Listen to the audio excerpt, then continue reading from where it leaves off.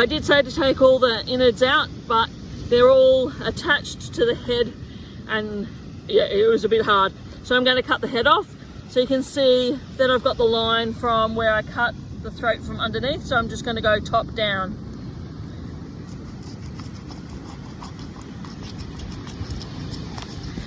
He's not moving, that's me shaking as I chop off his head.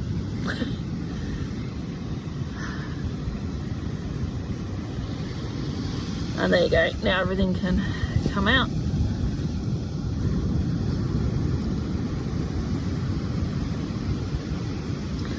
And then you've got it all clear and you can just wash that out.